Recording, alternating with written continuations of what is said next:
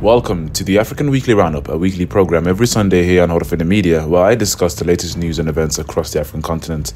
I'm Sudan Mohammed, your host and producer here on HORUFADHI Media. We hope you find this program very informative. Please like, share, and for similar content, do subscribe to HORUFADHI Media. Also, do subscribe to HORUFADHI Media Group's second channel, known as HORUFADHI TV, where you are currently watching this program, and where you can find other exclusive programs such as Behind the Scenes and Hahi Salah, among others. And last but not least, do follow myself, Sudan Mohammed, Sulaiman Hashi, Yasin Abdi, and the wider HORUFADHI Media team on our social media platforms that should appear on the screen any moment. Let's get straight into the headlines. And we kick off in Sudan, where Sudan's army said on Saturday it had agreed to help evacuate foreign nationals as sporadic gunfire and airstrikes echoed across Khartoum, despite promises by warring sides to cease fire for 3 days after a week of strife that has killed hundreds. The statement, citing Army Chief Abdel Fattah al-Burhan, came after promises by rival RSF, or Rapid Support Forces leader Mohammed Hamdan Daglo, known as Hemeti, to open airports for evacuations. This comes after just over 100 US Special Forces conducted an operation involving an evacuation, entering and exiting Sudan without being fired upon by the warring factions on the ground, the US military said. Other foreign nationals began evacuating from a red port town in Sudan on Saturday. Japan's TBS News reported that the United Nations staff members, including Japanese nationals and their families, would be evacuated from Sudan as early as Sunday. The bloody onslaught of urban warfare has trapped large numbers in the Sudani capital, disabling the airport and rendering some roads impassable. Sounds of fighting continued overnight but appeared less intense on Saturday morning than on the previous day, a Reuters journalist in Khartoum has said. A live broadcast by regional news channels showed rising smoke and thud of blasts.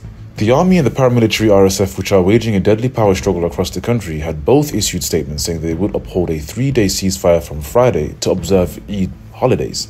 Now, Sudan's sudden collapse into warfare has dashed plans to restore civilian rule, brought an already impoverished country to the brink of humanitarian catastrophe, and threatened a wider conflict that could draw in outside powers. Reports have already emerged of possible involvements including Libya, Egypt, and the United Arab Emirates, as well as Ethiopia. Now, there has been no sign yet that either side can secure a quick victory or is ready to back down and talk. The army has air power, but the RSF is widely embedded in urban areas, including around key facilities in central Khartoum. Burhan and Hemeti had held the top 2 positions on a ruling council overseeing a political transition after the 2021 coup that was meant to include a move to civilian rule and the RSF's merger into the military.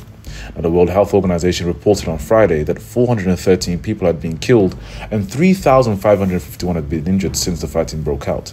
The death toll includes at least 5 aid workers in a country reliant on aid food. Now, international efforts to quell the violence have focused on the ceasefire, with the US Secretary of State Anthony Blinken calling on them to honor the truce. The US and some other countries have readied efforts to evacuate their citizens.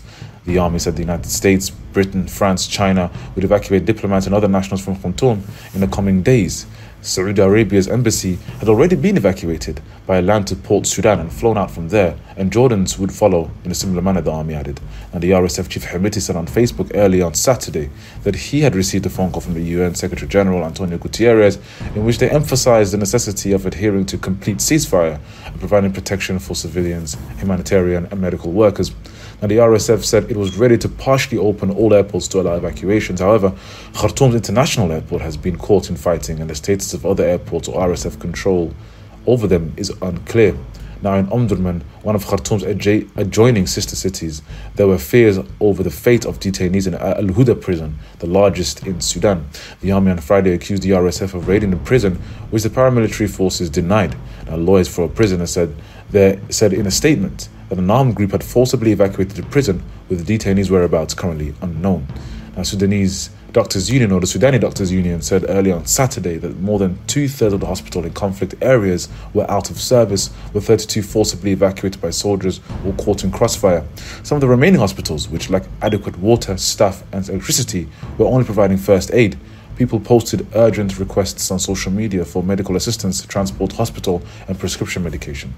Any let-up in fighting on Saturday may accelerate a desperate rush by many Khartoum residents to flee the fighting after spending days trapped in their homes or local districts under bombardment and with fighters roaming the streets. Sudan's borders 7 countries and sits between Egypt, Saudi Arabia, Ethiopia, and Africa's volatile Sahel region. The hostilities risk fanning the regional tensions. The violence was triggered by disagreement over an internationally backed plan to form a new civilian government 4 years after the fall of autocratic Umar al-Bashir and 2 years after a military coup that removed the initial civilian government led by Prime Minister Hamdok. Now, both sides accused the other of thwarting the transition. Now, the Eid holiday is usually a time for many residents of Sudan's capital to visit relatives outside the city, which falls quiet. This year, those who can are making a frantic escape from Khartoum, driven out by war rather than holiday festives. As the 3-day Muslim holiday started on Friday, the capital still echoed with gunfire and heavy artillery, despite international appeals for a ceasefire to allow for desperately needed humanitarian relief. None of the parties are currently engaging or listening. Over the past week, increasing number of people have sought to move to safe areas of the capital, though the military has closed bridges across the River Nile between Khartoum and the city of Omdurman and Bahri. Or they have chartered a route out, most often to Gezira State to the south or River Nile State to the north, wheeling suitcases along the streets or balancing bags on their heads as they start their journey. Speaking to Reuters media, Ahmed Mubakar, 27, said he felt extremely anxious after the violence erupted on April 15th and before he decided to leave Khartoum on Thursday, taking with him only the clothes he was wearing. He eventually hitched a lift on a bus whose owner was volunteering to transport people out the city and made it all the way to Atbara, about 280 kilometers northeast of Khartoum, where he knocked on the door of his family home.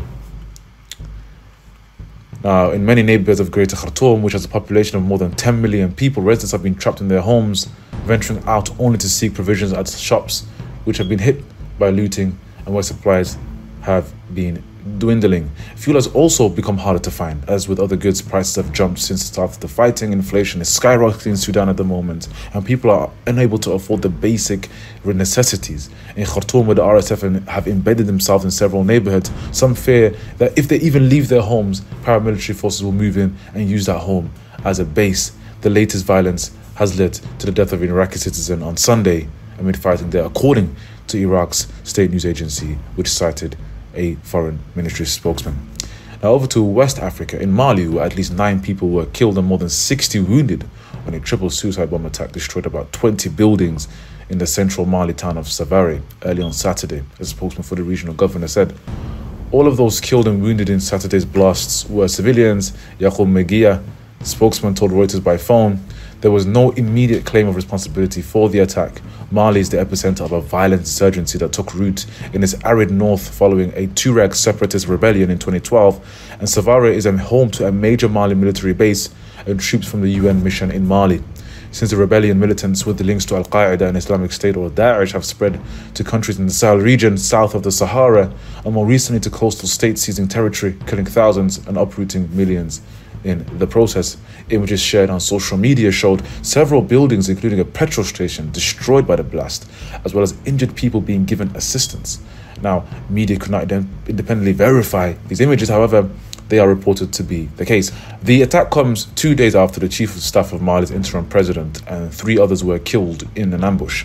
Early on Saturday, the West African nation's government said in a statement on national television that a terrorist attack had been stopped by the army in Savare.